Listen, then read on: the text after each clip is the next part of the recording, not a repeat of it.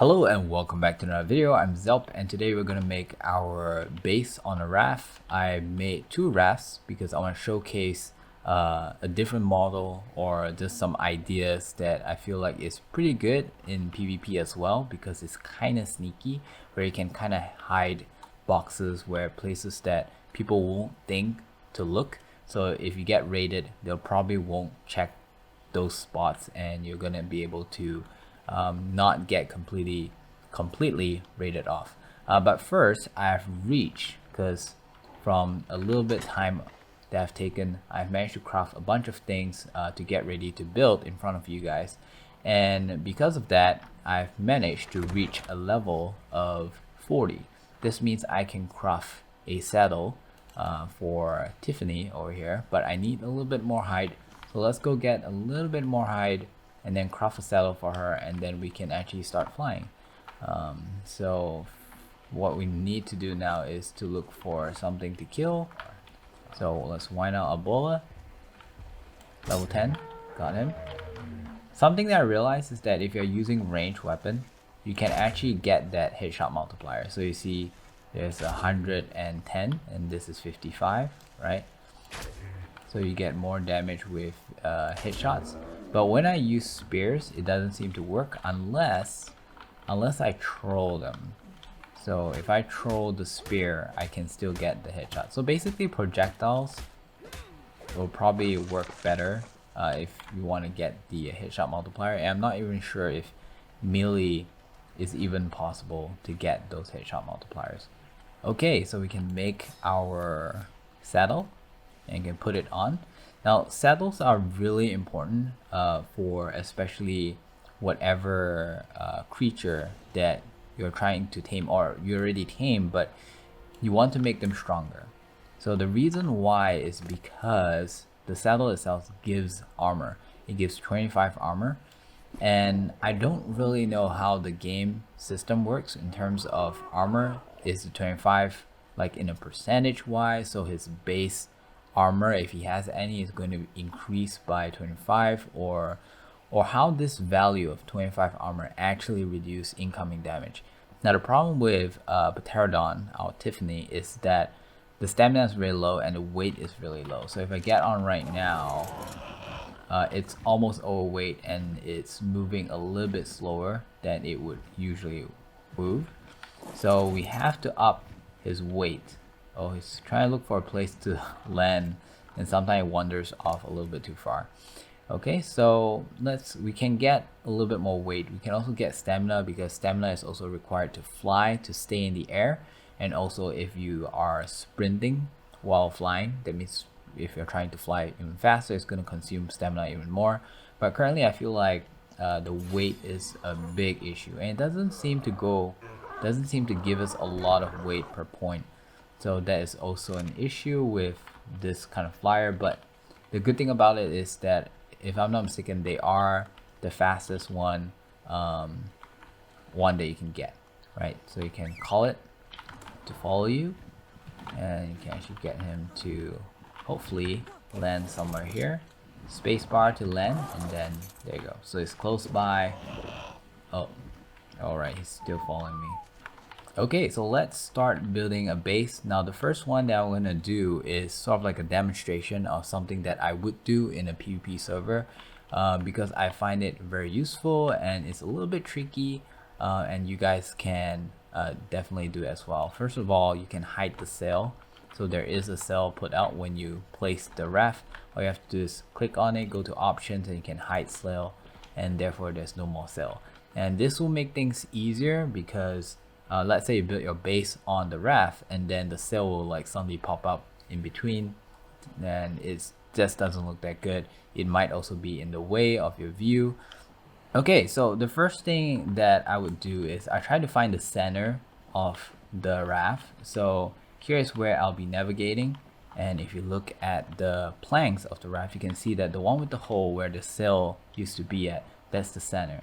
And when you take out your structures, like for example the foundation, you can also see the center by looking at how there's sort of like a grid. It's not very clear, but there is a grid, and in this case this particular foundation also has a center sort of like a leg.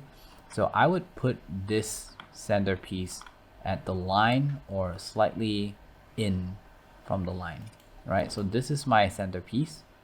And then what I would do, now this is just a demonstration of something that I designed myself that I feel like is kind of cool. And I'll put one over here, and then I'll put this thing over there, right? And then I'll do it like this, and oh, I ran out of materials. But then basically, actually, you know what? I think I have to build the whole thing in order for you guys to get the picture. So let me get a little bit more material.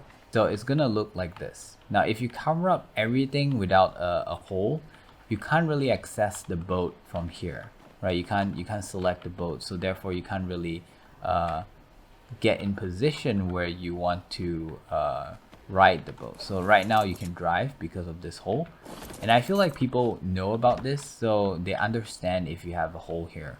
But what most people might not know is that the way this thing is structured is that these are ceilings and this are foundation, which means that if you go down from here, you actually have a small little like a pathway to the sides. And what I would do is that over here at the side, I'll put a small box, and those box is usually not going to be found by enemies, because especially if you build your base on top and you have a nice house structure with other cabinets, they'll think that that is all there is, but secretly there is a compartment that you can actually access from the sides. Okay, so over here I have some walls, so you can see that I can actually cover up the space so people can't actually tell that there is sort of like a compartment from the sides. So I can actually also block up this part, right? And also for the foundation, if you hold on to E, you can see that you can actually switch it to a block, and when you do that, it will block off everything as well. So it's a nice sort of like a hideout, sneaky hideout thing where people won't be able to find you, or a small little chest that you can put over here. And I think that this is kind of useful in PvP because you want to be as sneaky as possible. You want to, because getting raid in PvP is very common. So it's a good idea to put some of the basic stuff at the top so that when they raid you, they'll see like, oh, that's all he has. Sort of like a trick, and secretly you have a compartment that has actually more stuff. So this is one way that you can build, and I think that is pretty good. You have quite a big space as well. Now I'm going to show you guys a way where you can actually put the foundation a little bit lower. So what you need is you need a pillar, and putting it at the middle of the first foundation that you place. And now for some weird reason, if you want to put another foundation, you can put it slightly lower. It kind of snaps to the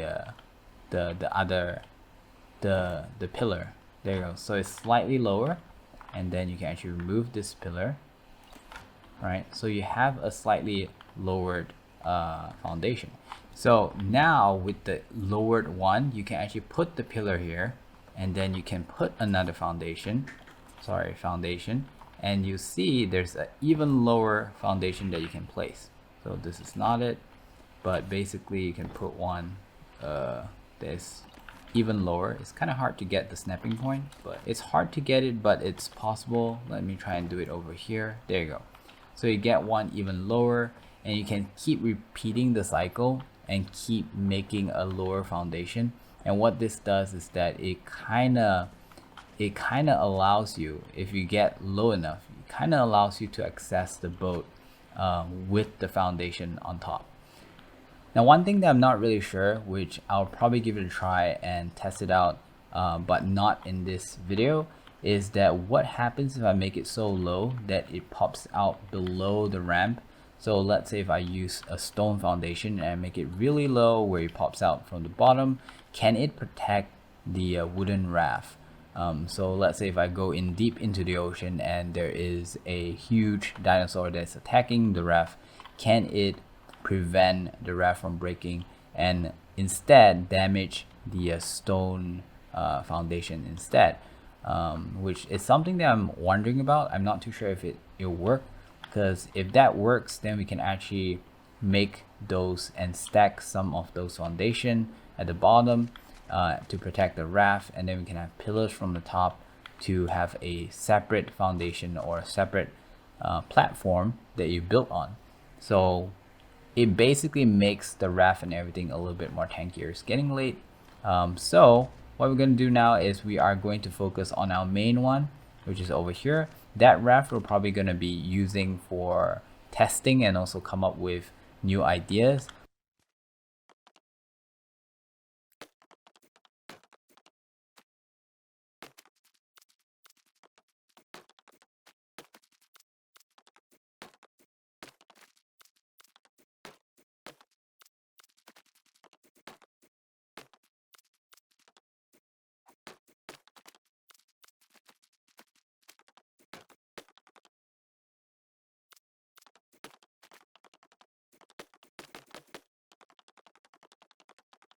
Okay, so I've done with my base, the one on the ref.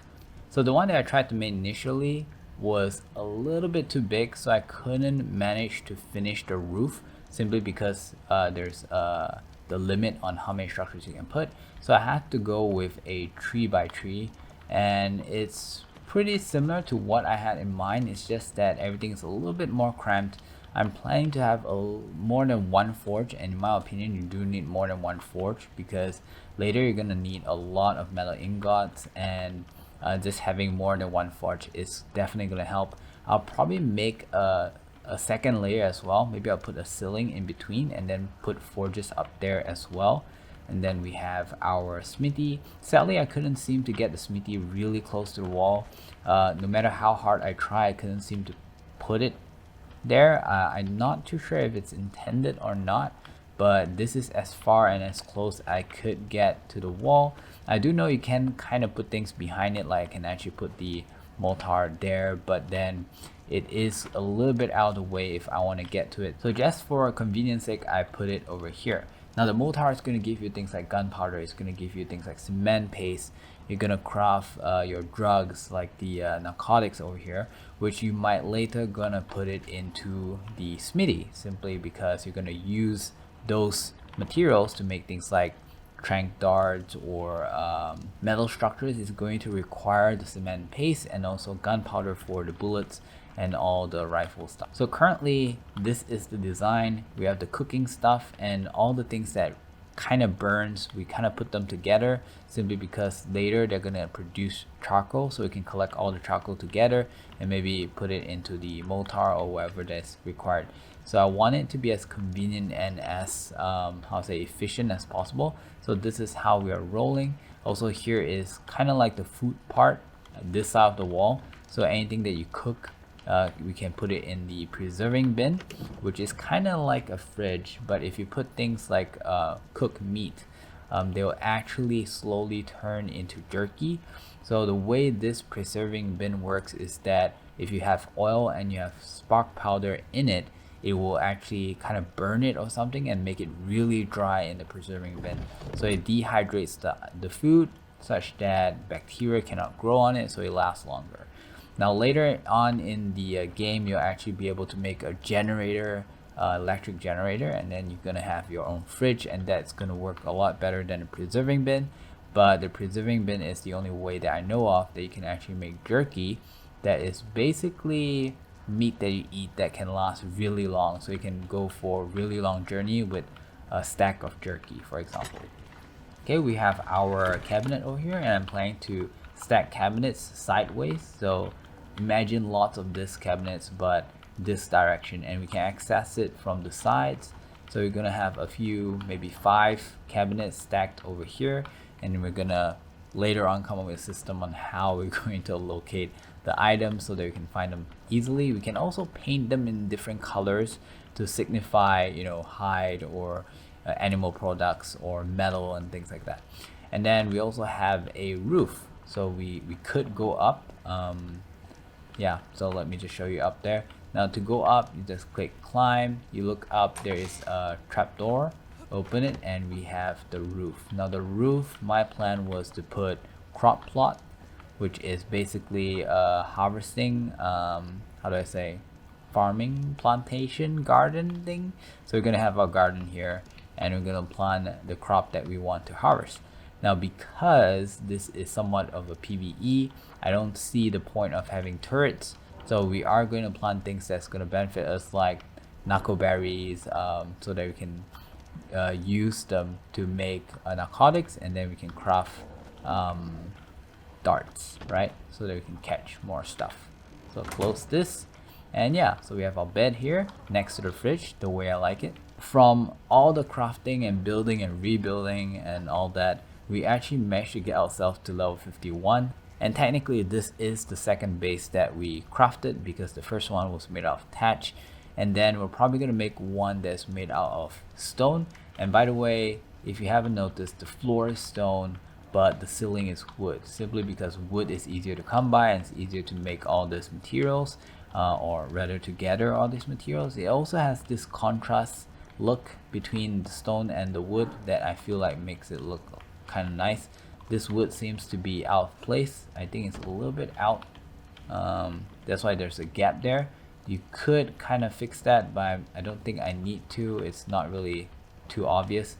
And also I tried out this thing, which is a, what do they call it? A wall torch. I never learned this in the official the first time when I play, and I just want to see how good it is. Supposedly it's supposed to light the room, but it really doesn't do that much.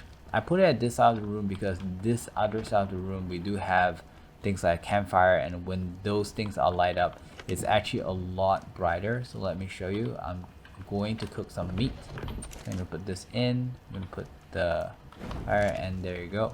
It's so much brighter than a wall torch, and you do need to put fuel in.